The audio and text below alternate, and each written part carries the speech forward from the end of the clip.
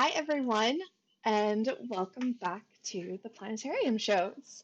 My name is Jessica. I am the director of the Planetarium, and with me tonight are some of our other employees who I will let introduce themselves. And we'll start with probably a familiar face with Eli.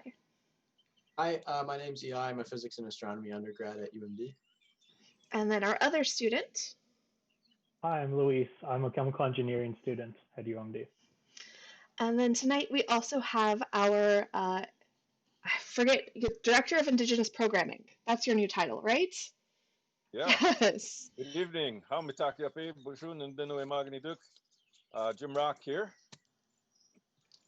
And so Jim and Louise are going to be doing what looks like it's going to be a really fantastic show about bird constellations. And I don't want to say too terribly much because I don't want to give things away.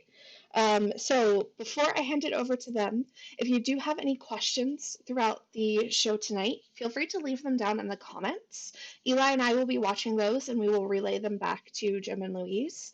Or depending on timing and stuff, we'll also take time at the end of the show to answer questions as well. But with that, I'm going to turn it over to you two. All right. Let me just. Oh, I might have to give you permission because I forgot to do that. Okay, there we go. You should be able to. Okay. So pull this up here. And you're probably hearing woodland forest birds from Bulgaria, or at least you should be. All right, Luis, please start us out, por favor. Yeah, of course. So this is going to be our bird show tonight in honor of Inauguration Day. 9 of the 88 constellations, or of the European constellations, are birds. So that's about 10% of all the constellations we see in the sky. Go on. Yep. And so here are some questions we're going to be going over today. The first one is, what is an inaugural ceremony, with what kind of omens or signs we have? And then another good question is, what or who is an augur in the Roman or in the classic Roman world? The next question that we're also going to be answering is, which planet or Roman sky deity made his will known through avian messengers, avian being bird. And then the last two questions we have kind of go together here. And so originally there are two Osvias, or Osvias. Yeah, Osvians, before three more were added for a total of five. And from those Osvias, they look for two types of signs. So we will be asking or answering those as well. And so we have 8 out of the 9 bird constellations here, and we're only missing one. Real quick, sorry, Jim. It looks like you have a dialog box that's partially showing over. Ah. Thanks. Oh yeah, that one. Oh boy, weird. Yeah. Let's see.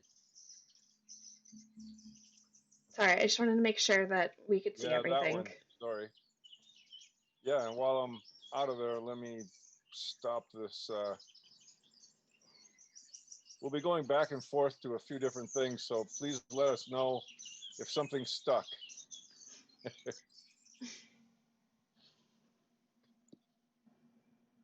Okay, let's try this again here.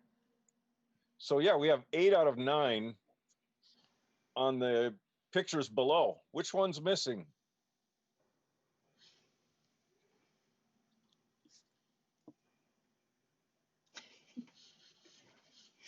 The hint is that it starts with a C, but it sounds like an S. And that constellation we have in our northern sky is Cygnus, the swan. And within Cygnus the swan, there's a constellation. Jumping ahead here, yeah. All right. The constellation that we were missing was Cygnus the swan.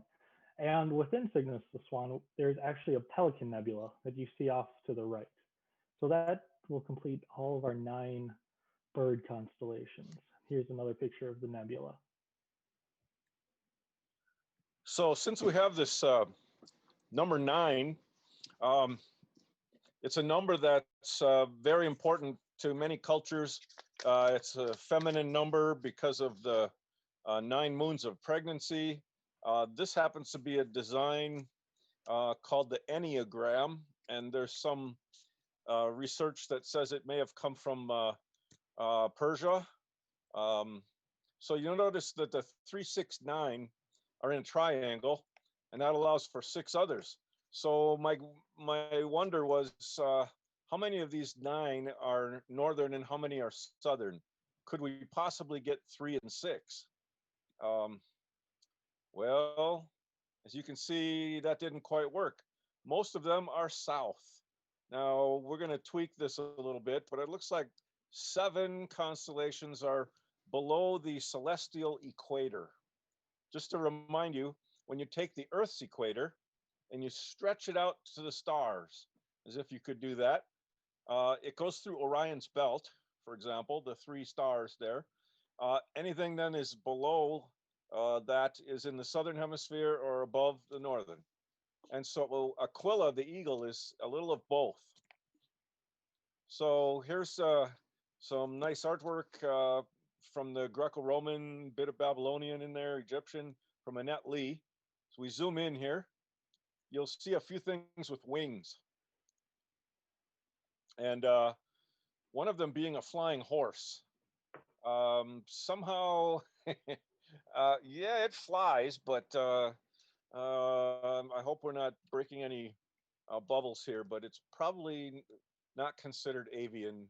Although, you know, so, but look at the ones that do have bird wings here. Can you identify that one? Well, that's our missing one from before, the Cygnus, the swan. And it's circling around that circumpolar North Star region. How about that one? Well, do you notice that little dotted line that goes through it? That's the celestial equator. So this is Aquila, the eagle.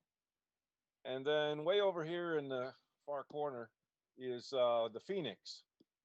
So that's just a few. And you'll notice then that the Cygnus, the swan, is up in the northern, and the phoenix is below that dotted circle. So it's in the southern, and then Aquila is on both. So where to put these here? Cygnus in the north, try it at 9. Aquila at 6.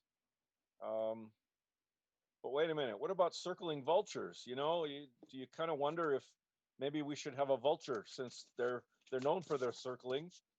And well, it turns out that the constellation Lyra, which is a harp, a stringed instrument, was called Vultur cadens and Aquila cadens, falling vulture or falling eagle. And so actually, then I realized, oh, then we do have both a vulture and an eagle in the northern area there. So if we tweak that a bit, but plus it was carrying a harp. So you kind of got a little of both. A vulture with a harp? What about an eagle with a harp?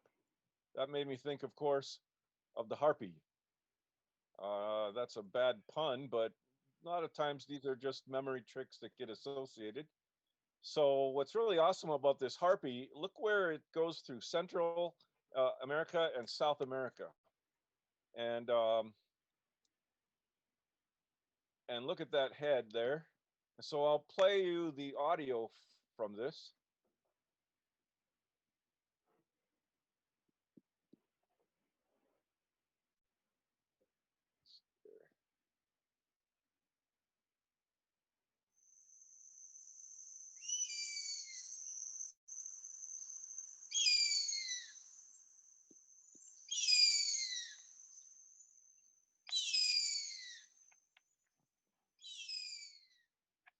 It's a real attention getter.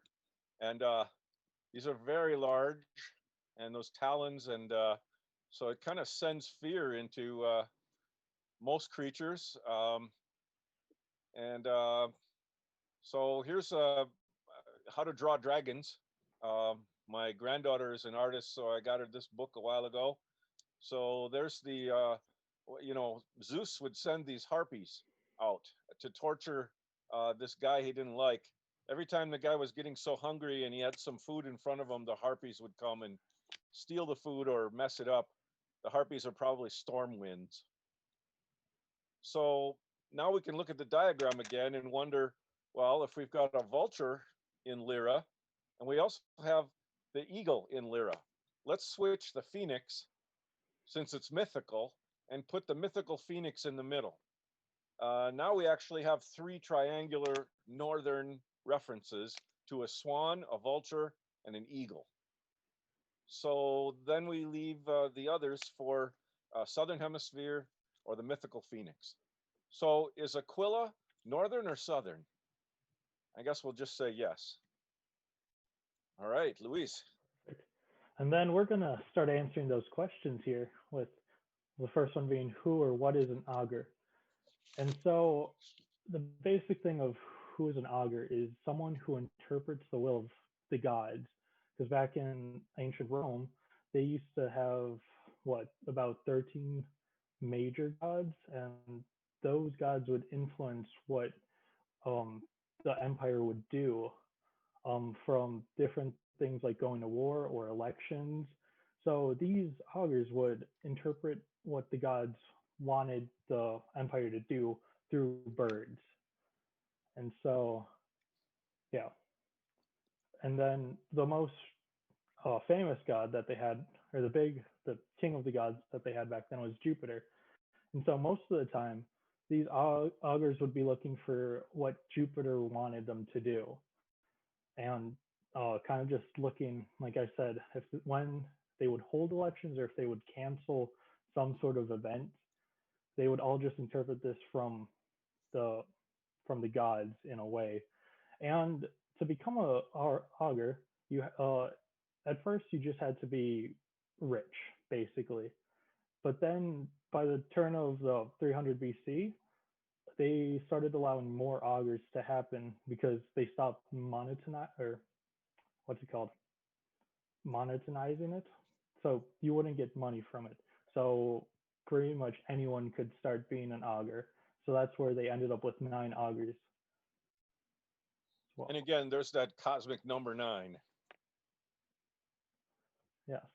And what these augurs would look for were two original auspices.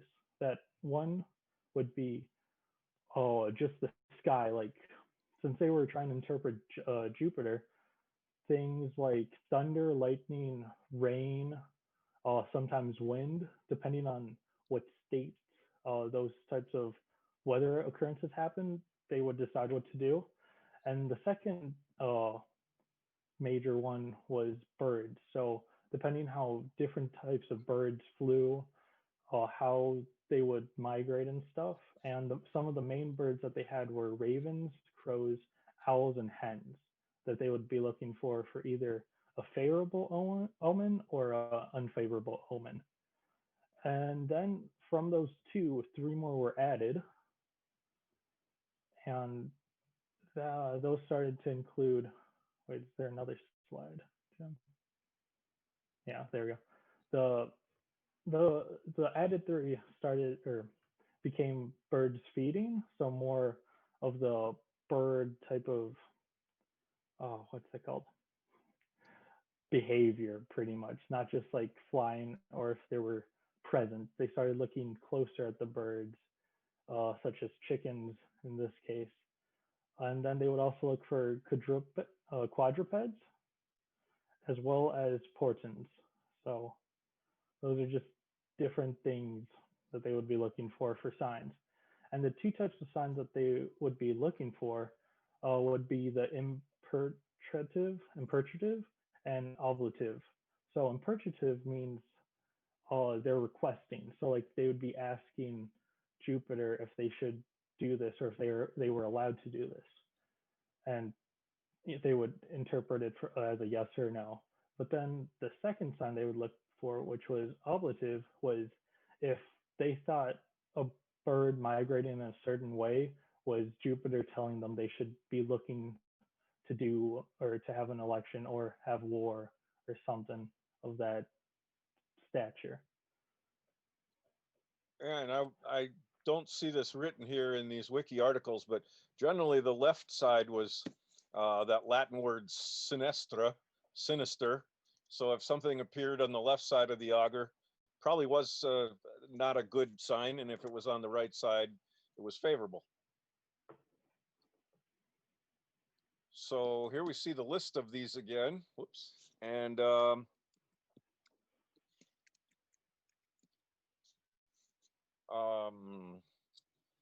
you can notice, which ones might be north or south. The ones you probably haven't heard of are in the southern hemisphere.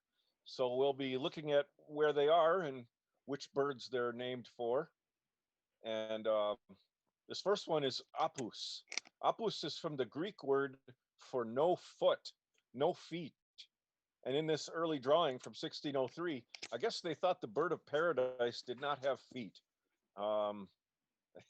Not sure how they got that idea, because we're going to show you what these birds look like. But this has like 5 reddish stars, and it also has a large orange star. It's about 1,000 times brighter than the sun. And so I'm not sure if they really do to the naked eye look reddish or orange, but some of these birds of paradise have these brilliant red colored feathers as well. So who knows if those associations came from observation. I really like this chart. A lot of these birds have been around since the times of the dinosaurs.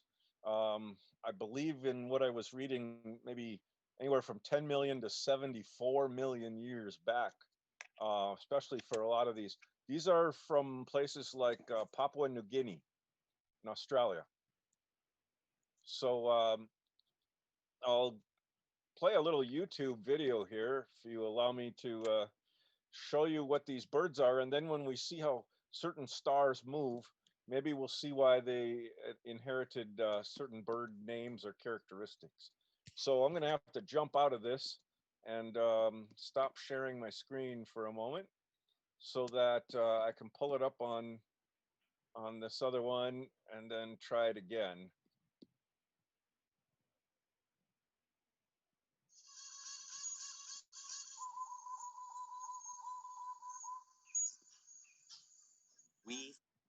Okay, so now let's try sharing the screen again. Oops. Different parts of this hide. There we go. Yeah, all right. It looks like this is going to work. Hopefully you're seeing this bird expert. Visually amazing creatures, but they use sound.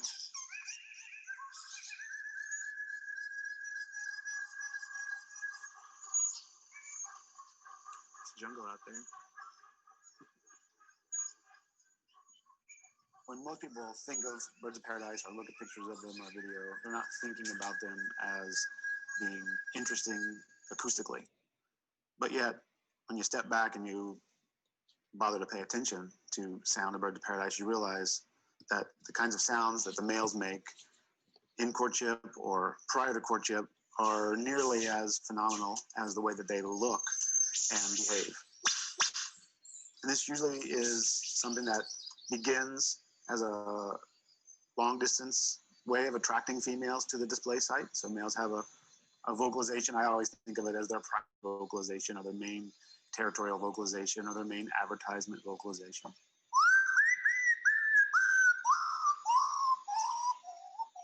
And that's the one that we use even as researchers or scientists or birders to locate them. It's the most conspicuous thing that they do, and that's by design. That's how the females find them as well.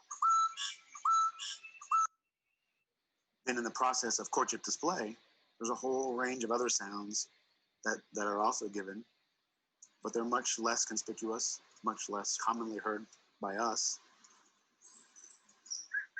Sometimes these are the same sounds, but much more commonly they're not. They're a totally different set. Just like all 39 species look distinct, they do all sound distinct. Now, some of the ones that are more closely related, that also look more similar, they also sound more similar. But when you find two species that look extremely different, like a lot of birds of paradise do from one another, they actually sound as extremely different as they look.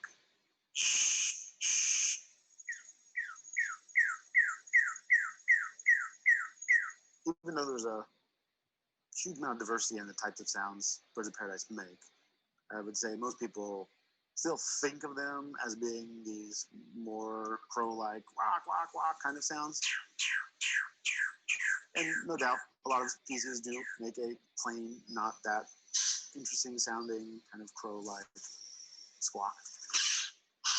Parodias do that, a handful of other things do that. But that being said, the ones that do have interesting sounds, they sound nothing at all like even a bird. In fact, many of them don't even sound like things made by a living organism. They sound like a sound that would be from a human machine. Several examples come to my mind as being the classic or the best examples of those extreme sounds in birds of paradise. The brown sicklebill in particular makes this very non-bird-like machine gun sound.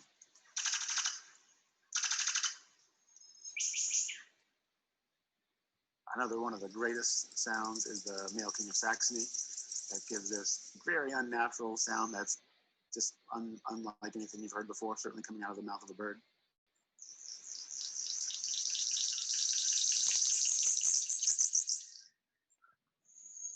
Then there are a number of species that are kind of reminiscent of a bird-like sound. Some of these would be the crow-crested manicode, which in my mind also sound a little bit like a UFO landing. It's my favorite. And then things like the magnificent riflebird, which has a nice musical quality to it, even though it's called the riflebird, it doesn't sound like a gun. A handful of species have very conspicuous non-vocal sounds that they make, usually in the context of close proximity display to a female. The best examples of that are the riflebirds, all three species. And they lift up their wings and they're moving them back and forth, and the males are usually hiding their head behind their wing. All three of them have this sound that sounds like some kind of rustling fabric or paper back and forth that moves with the wings, and that's actually being produced by the wings themselves. It's not a vocal sound.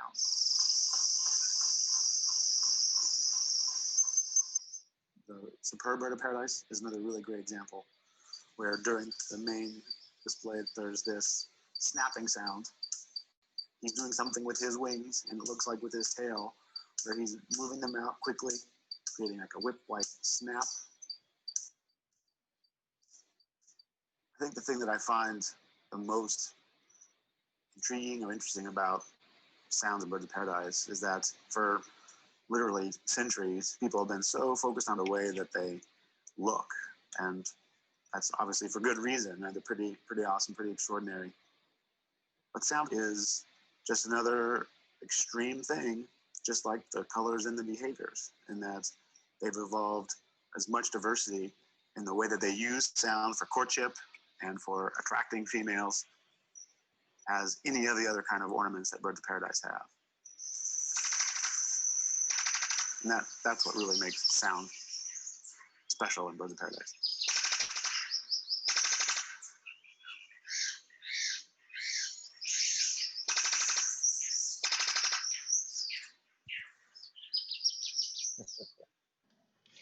I have to say, like, actually hearing these birds and like other animals that like make sounds that you don't think, it's really easy to see how different mythologies and legends came about for early cultures, like with just the sounds that you can hear from these things.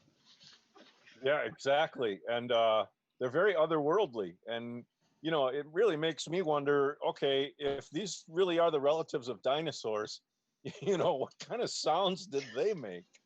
Um, what kinds of courtship or um, territorial defense behaviors and so forth. So, wow.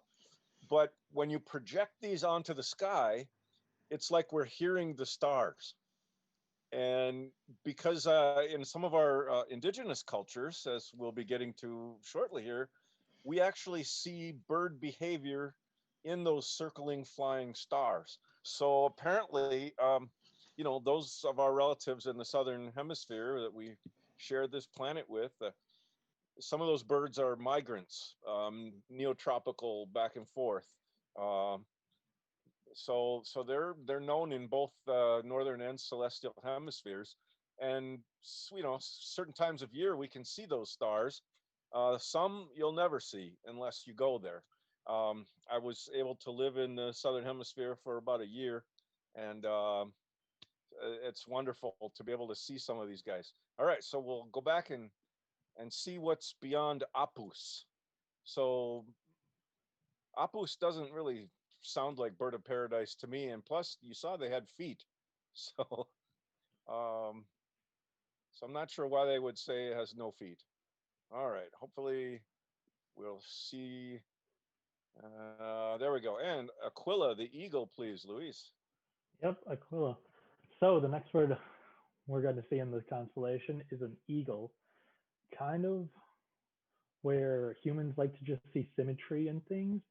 We can kind of see the outline where there's going to be two wings outstretched here in a V and creating kind of a Y, where you can see in the drawing there. And so, as I said, Aquila is the eagle. Have a beautiful eagle there, and we can even, yeah, And when you think in yeah, Spanish, like Latin, Aguila or yep, Águila. Aquila. And we have the main star as Altair. And one of the big things that the eagle represents and why it's a constellation, why it's such a big omen, is that an eagle was said to hold the thunderbolts for Jupiter. And so lots of the augurs would be looking for eagle signs from Jupiter himself, or Zeus in this case, as we have from the Greek mythology. So they also go with many other things in different traditions, such as the Hindu tradition. The Chinese have their own version with an eagle. And yeah, So Columba, which has to do with the dove. So, if we say, do you see a dove in that white part of the sky there? Um, Maybe not, only because it's sort of white shaped. Here's a closer view. And of course, we give the stars these Greek letters, not always because alpha is the brightest. That was the general idea, but alpha, beta, gamma, delta, eta. So look down below here and you'll see the dove, Columba the dove, and the red arrow is pointing to that alpha star, Phact, fact or fact. And I believe this one was named in about 1589 by a Dutch astronomer, late 16th century. And at this time, a lot of the navigators and sailors trying to draw maps of where the islands and continents were. There was a lot of parts of the sky that weren't named, so I guess you could claim a piece of the sky as these explorers and colonists were claiming pieces of the land. Um, and that's a whole nother story of how we got 88 constellations. Ptolemy originally having 48. But okay, so I wonder if you saw this dove today, Lady Gaga, and she had the Columba dove with the olive branch, a sign of peace, as a good omen, an augury at the inauguration. No, I did not know that. Uh, we planned this about a week or two ago. I've been putting the slides together, but when she came out with this, I knew I had to use it. By the way, I shared a plane ride with Lady Gaga's choreographer. um, I was working for NASA up at Syracuse University on the Onondaga Nation, tribal nation up there, and this guy had blue jeans which were really ripped up, and it was interesting. I just didn't talk or anything. I was working on my computer, and eventually he said, "Well, what do you do? That looks kind of interesting." And I said, "What do you do? That looks interesting too." He was, uh, and then he got kind of quiet. He said, "Yeah, you know the meat dress? I said, yeah, Lady Gaga. I said, yeah, I had something to do with that. It's pretty hard to plan how you're going to dance in it, though. So anyway, back to this. Did you notice that the dress is a Schiaparelli? Well, that's a famous name for astronomers. We have a Schiaparelli crater on the moon and a Schiaparelli crater on Mars. You might recall that's where Matt Damon hung out, growing potatoes until they could find him. Okay, so Corvus, the crow. Corvus, yeah. Our next constellation is Corvus, or the crow. And as we see on the next slide, um, yeah, there we go. The crow is actually quite common around the northern hemisphere and basically on every single continent. So it explains why there's a constellation since it's so common. And so as we look closer, so the crow constellation came around from a Babylonian star catalog.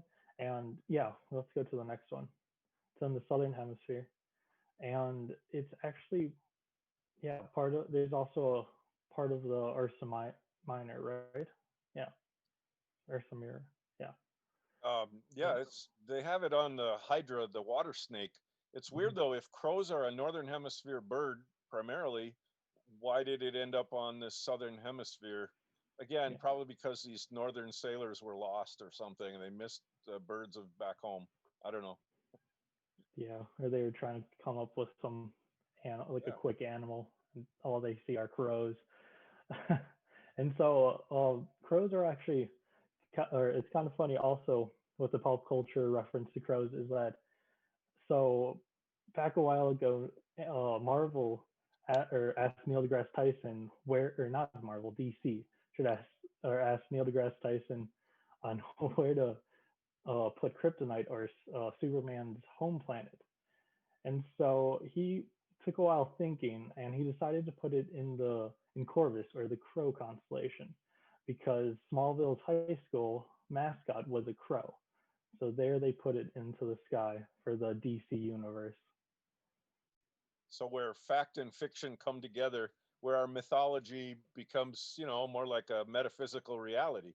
And also, the crow and the dove are mentioned together here because it was believed perhaps in 1624 that Jacob Bartsch, a German astronomer, was referencing Noah's Ark.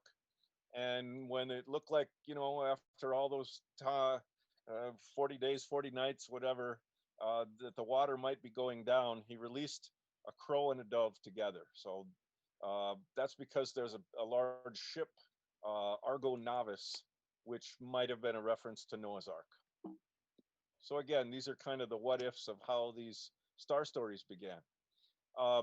You'll notice that the Chinese have 1/4 of the sky is the red bird of the south, the vermilion bird.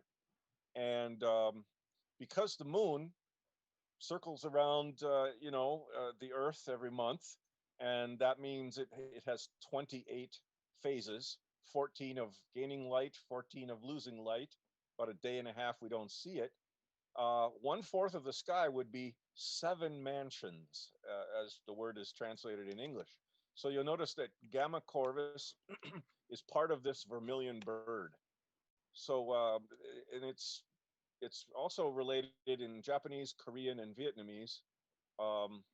The Japanese name written in kanji here, which of course was a writing system from China, is Suzaku or Shujaku, if I'm reading my hiragana correctly. Skoshi nihongo ga dekimasu yo. And so now we get to the NBC bird. Yeah. So our next constellation is Pavo, or Pavo, which is peacock and or turkey, the Spanish language. So as we look at the constellation, there's more. It's kind of an alpha bird. It really likes to take up space, you know. Mm-hmm. Yeah. There we go. Yeah. So you can see it there. You can kind of see a bit that it could be uh, a peacock. You can see kind of the tail coming up from behind on the left side, then kind of just 2 feet going down and the body. Here's another picture. Yeah, Yeah, yeah, I'm not sure I see the yeah. NBC peacock in either one, but You can kind of see it, I guess. Yeah. Then here's another great picture where we have Pavo in the middle, but then we can also tell that there are many of the birds are kind of clumped together, where we also have Apus down on the right side there, and we also have Toucan and Grus, which we're going to be getting to. And this is what? oh yeah, this is Yeah, in it's a NGC that's in the oh, which one were we just talking about? Sorry. Pavo. Yeah, Pavo, yeah, the peacock, yeah. So kind of colorful and beautiful. Depends on the spectrum you want to see, but yeah. hmm So why don't you do the phoenix also, if you yeah. would? So we also have the Phoenix here, which is also in the southern hemisphere. It's just kind of represents a change where it can come back from the ashes and it changes. It's a new world to it. Um, yeah, It was said and they it's lived also 500 years. yeah, and then they get reborn for another 500 years. They're also commonly known from Harry Potter, which is, as we can see, it kind of looks like it, but the phoenixes from Harry Potter were uh, kind of mirrored from harpy eagles that we looked at earlier, where you can kind of see the big head of the eagle with the feathers in the back. It's kind of cool. Yeah, so they kind of hybridized the harpy eagle with the phoenix. Um, and there are other cultures that have this kind of bird that is so massive and magical and can be reborn. And the Arabic or Persian names like Ruk or Rok that become the the phoenix. See the large egg is about as big as humans, and when the little one hatches out there, it was said that they could carry away elephants. Wow. Um, and there's one in that upper left corner. Amazing how they would get. Well, I suppose if you saw fossils of these pterodactyls and dinosaur winged ones or something too. Now, in Iran, ancient Persia area, the Simurg is one of these kind of characters. It's sort of like, again, the rock or the phoenix, and they had magical qualities. And uh, there was a flag with that from one of the peoples in Iran. They also say that it might be related to the Garuda from India, which was this magical kind of winged, half human, half bird that carried Vishnu. And you also see that the snake uh, is associated. So we have this winged snake giant bird. And I don't know if you guys saw today that in India, because of Kamala Harris' inauguration, they were having many ceremonies in India and firecrackers in honor. And so there you see written in Sanskrit. And um, yeah, so this idea of a winged bird, and sometimes that the birds and the snakes work together. Sometimes they're opposites of each other. So understanding the architecture of these holy temples, or what I would call starchitecture. And this one's from my own culture, Dakota. This is the wakian, the thunderbird up above. And in our case, the thunderbird is kind of oppositional to the unktehi. The unktehi is the water protector. And the unktehi lives in a cave along the Mississippi River in what is today downtown St. Paul. And they can rule the aquifers. They can swim all along in the underworld water realm, kind of like in the Maya world of the Xibalba and so forth. So what we see is actually a large thunderbird between the Big Dipper and the Little Dipper. So my culture, the Dakota people have a large thunderbird like that, phoenix or rock or garuda, and we know that the sun and the moon pull on the Earth. So the Earth and its North Pole slowly wobble like a top for 26,000 years. Sorry, there it goes. And right at the center of that yellow wobble circle, about 26,000 years, 25,920, is the heart of the Thunderbird. And we always said that the true center of the sky is the heart of the Thunderbird. And so you see those two triangles in beadwork there. Pretty interesting. There's also NGC 6543, a beautiful formation right there. And when the Thunderbird blinks, lightning comes out of its eye. And this lightning bolt from his eye is pointing to a star, which used to be the North Star 5,000 years ago. That's the Thunderbird's wingtip. Whoops. And so my culture is not the only one to have Thunderbirds. This is the Ojibwe and the Cree. Now, the Ojibwe language family from the East Coast, they migrated here a few centuries ago. We've been here for millennia since the ice. And but the Cree people have language more like the Ojibwe or the Algonquian family, but they also live kind of like we do in teepees. They're up in Canada, and they're kind of a blend of, in some ways, Ojibwe and Plains. So you'll notice these large winged birds here. First, let's look at the Cree people, and they have the one in the middle there is the winter thunderbird. Now, I can only tell you about these at this time of year when they're sleeping. We don't hear thunder now in the winter time.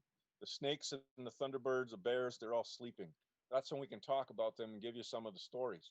This other one, kind of out here on the edge, is the more the summer thunder, when you obviously hear the lightning and thunder. And then there's kind of that red one in there. That's a goose. And so the Cree people have these three wingeds up above. And the Ojibways have also a crane, the Ajijak. And there's also the loon, Mang, Ajijak and Mang. So first, let's take a little look at this, the sandhill crane. I'll stop sharing for a second so I can pull that one up for you. And I've seen these by the hundreds of thousands. If you ever get a chance, they migrate from Nebraska to Crex Meadows.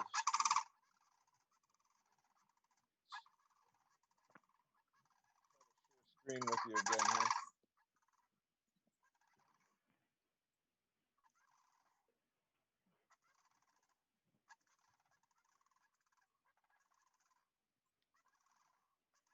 Can you imagine how several hundred thousand, maybe I was even watching a million of them in Crex Meadows, Wisconsin, as they return and leave to Nebraska in the winter.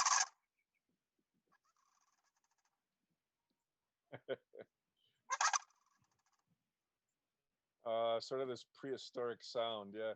So I'll stop sharing on that. And then we also have, as you know, the Minnesota bird, but they also head south to the coasts, and that's the loon. Are you seeing the loon screen? No. Oops. Okay, I guess I have to hit share screen again here. There we go.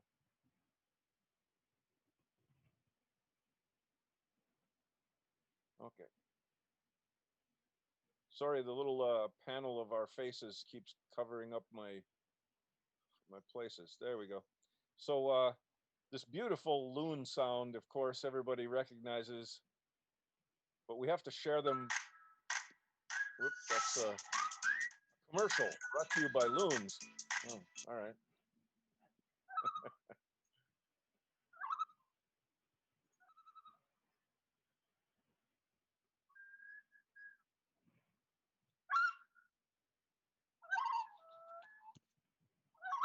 You know, in the summer when we're watching the stars, we usually have to compete with mosquitoes. And but that's one nice thing about a planetarium or our portable planetarium. We're kind of doing this on flat screens right now, but we don't have mosquitoes at least, or frostbite. Um, okay, so hopefully There's the loon that just flew in. Okay, now we have the crane. You saw the Ojibwe crane, but this is the southern hemisphere crane. Luis, you want to do that one? Yeah. So yeah, we have the crane here. For once, out of all the different star constellations we have, this one actually kind of looks like a crane, I think. Where, yeah, the next one, where we have the legs, a body, and then a longer head, like a crane, which I mean does look like it. And then here's another view that the bird constellations are kind of clumped together. We have Grus, the toucan, and then the phoenix as well. And then if you keep going further down, you'll start seeing Pavo and the songbird, the bird of paradise. Yeah. Oh yeah, the Apus. Apus, yeah. Yeah, Phoenix. Yeah. I'm not going to jump out. You can go to websites so that you can move yourself around in the southern hemisphere and see how those constellations fit together.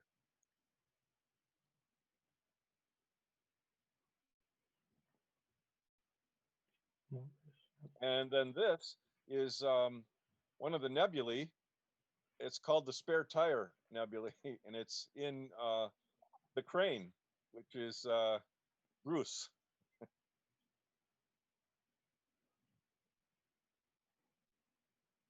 So now you are going to hear this from the actual voz verdadero, the true voice. Yes.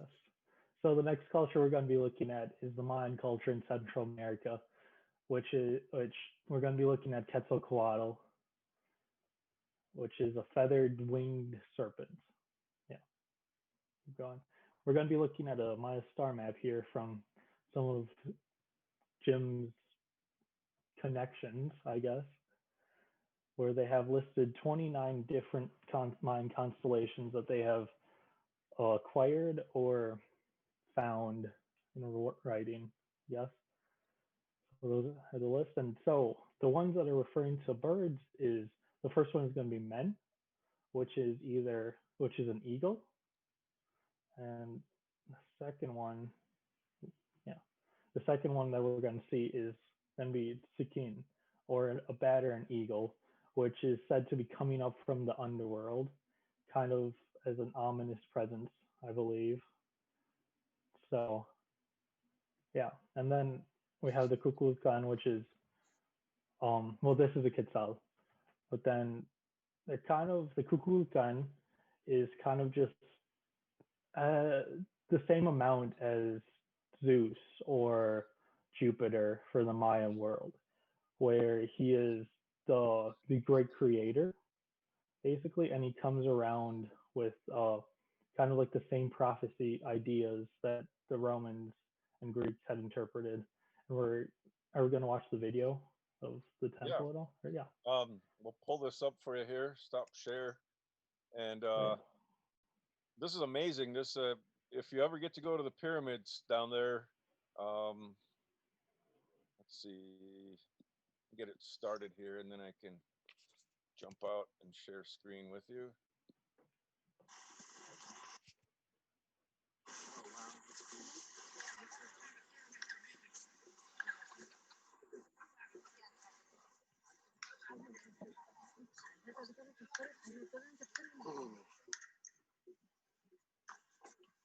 There are 91 steps on that pyramid of 9 levels, and there are 4 staircases of 91 steps. So that's 364 steps. And one at the top for your birthday. There's the year. And there are snake heads at the bottom of this north staircase. North and west. Now, my friends, once again, please listen in this place. The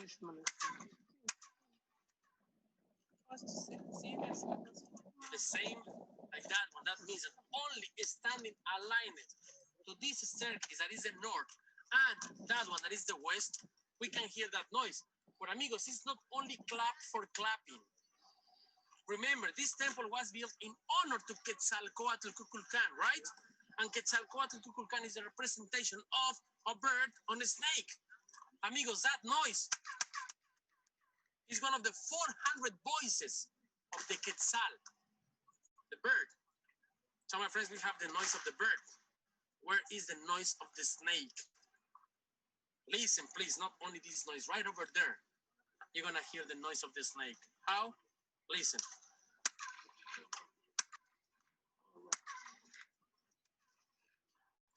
The bird and the rattle. Quetzalcoatl, Kukulkan. And that's why, amigos, that's why it's one of the new 7 modern wonders all over the world. Come with me. There are 2 columns. Can you see those? Can you see the shape I of those really columns? hope I get to go see that someday. How we have 2 rattles. Yeah, it's pretty awesome. So you've got kind of this rattlesnake and Venus as the morning star, evening star. There's a lot more to that. I teach a course on a lot of this, so we'll go back to the sharing of my slides here. But I don't know if Luis wants to share, but he's being very humble. But his mother, his family, these are his ancestors, his family. And let's see, there we go. Is that working? You can see it now? Yep. Okay. Yeah. Do you want to take the toucan here as well? Fruit Loops? I'll let you do it. Okay. Well, It's school. boy, I didn't know they could speak like that. It's online. Skip ads. It's traditional.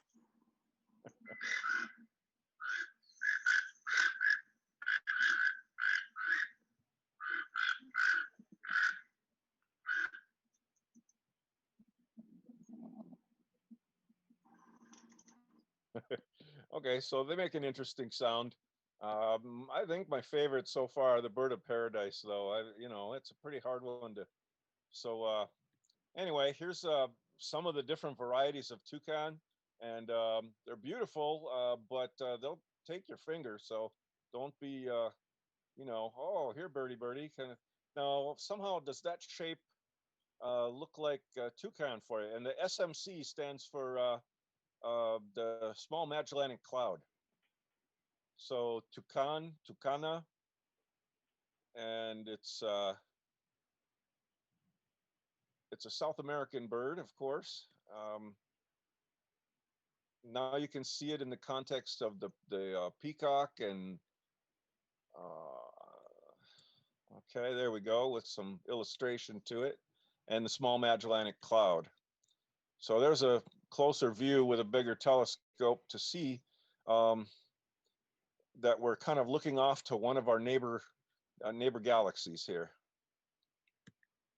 Now, if we don't just look at constellations, but we look at some of the pieces within them, for example, these gas clouds, nebulae, some of those get named, like we showed you the Pelican in Cygnus. 2 views. Here's the Eagle Nebula in Serpens, the snake and the eagle. And another view of the same. And using different filters, we can colorize these and sometimes pull out just the X-ray or infrared or visible. Now, this one's the Running Chicken Nebula. I've got a further away view there and kind of the top center and bring it closer. Not sure if you can really see the feet and the pointed beak and anyway, it's in Centaur, the Centaurus, Alpha and Beta Centauri. For the people in South America, that's the Mama Llama. So then in the northern Ursa Major, Big Dipper, there's an Owl Nebula. And in 1848, it was kind of drawn like this with one of those telescopes. You could see the kind of 2 dark gassy areas where the light isn't coming through. It looked like 2 eyes of an owl. And this is one in the southern hemisphere in Hydra. And they said, it kind of looks like the same shape. So they said, well, if that's a northern owl, we'll call that one the southern owl. What I should point out here is that the owl is one of those birds that is very good sign for the people in New Zealand, Aotearoa, the Maori. Just as you know, the Greeks, it was a symbol of Athena and wisdom. But for our Ojibwe cousins, Around the Great Lakes here, it's a death bird. It represents one of those from the underworld. For the Guatemala, and the Maya people there, the owls from Xibalba come up from the underworld, the place of death, disease, darkness, decay, and they invite you to play ball with them down there in the sewer. So they cheat also. So don't take up the owl on that deal. Um, I'm glad there were no owls today at the inauguration. Here's the Robin's Egg Nebula and the protoplanetary nebula in Cygnus called the Egg. Again, that's a northern swan. And then here's the Flying Gomez Hamburger. That's actually the name. Okay, I added the flying part, but the Gomez Hamburger. Okay, it's not a bird, but as we recognize that some birds have flown and other birds have just been sworn in, 45 loved his burgers. So he's down there somewhere in Florida right now. And I think with that, we'll open it up to questions. It's been just short of an hour. And we'll stop share and see what's come through with Eli and Jessica. The only thing that I've seen are thank you, and then earlier someone responded when you were asking about Cygnus. Actually, my high school astronomy teacher, as well, Mr. Straka. All right, Straka, hey. Yeah. Strakanda forever. Yeah. And then somebody saying that the birds of paradise sounds were incredible. No question. Well, Yeah, we should have had a Zoom poll or something, Google poll to see what's your favorite, winged constellation or nebula or bird form. Be sure somebody didn't say that whole presentation was for the birds. What were you doing? I don't know what you're thinking. Are we going to have an oath of office now and swear us all in? I do solemnly swear to uphold the sky in all of its stellar celestial forms. it works for me. Yeah. All right, I'll be quiet. Sorry. It's not the captain talking. I've been up since 4 this morning, so. Oh no. Well, Wow. you probably need to get some sleep. Oh no, who sleeps? It's true. It's true. Birds Me. sleep on one leg at a time with one eye open and half their brain, I think. By the way, I love Laura and her For the Birds segment in the morning on our KUMD radio. It's about 7:30 in the morning on the northern. Oh, come on! I'm not doing a very good advertisement here. 103.3, about 7:30 every morning. Laura has her 5-minute segment on birds. She's the most amazing, knowledgeable bird woman. I've had some pretty cool experiences with birds. My dad had them as well. So we didn't go into this, but for some of us, I know trained in Western science, we're not supposed to put too much, what's the word, belief? No. But what are the odds that certain kinds of birds, especially rare ones, land on you at various important times in your life? And my dad had that, and I've had it, and I've got witnesses who've seen it. When groups of people from South America came up here, we went to their sacred sites. They came up here to ours. The condor and the eagle, we have this story that says when they learn from each other, the world will become a better place when we learn how to see the sky from each other's special birthplaces. So I love this opportunity to share these wisdoms with you all. And thanks to Luis for helping me out today, and all of you for the live streaming. Well, thank you both. That was amazing. I learned so much today. That was awesome. I am not seeing any more questions or any questions. Some more thank yous have come in. It looks like our viewers enjoyed the show as well. More just thank yous and they enjoyed it. So I guess we will wrap it up there. For the next week, our shows are going to be on Saturday. We're doing another edition of Ask an Astronomer. So if there's anything that you really dying to know, come on by and ask us. We'll also be putting up a Facebook post that you can put your questions on that we'll answer throughout the show as well. And then next week, we will take you on a tour of the universe and talk more about some of these things that they mentioned, like nebulae. These gas clouds, we'll tell you about those and some other ones. And then Eli next week is also going to tell us how do we know? Things like the speed of light, the distance, I'm forgetting some of the things. It's like distance between the Earth and Sun, I think is one of them you cover. These things that we kind of just take as fact, we had to figure out at some point. And so Eli's got an awesome presentation all about that to kind of show you how we know what we know. But with that, we will wrap it up. Thank you again, Jim and Louise. That was amazing. Thank you, everyone, for joining us. We hope you have a wonderful rest of your evening, and we will see you again next time. Bye, everyone.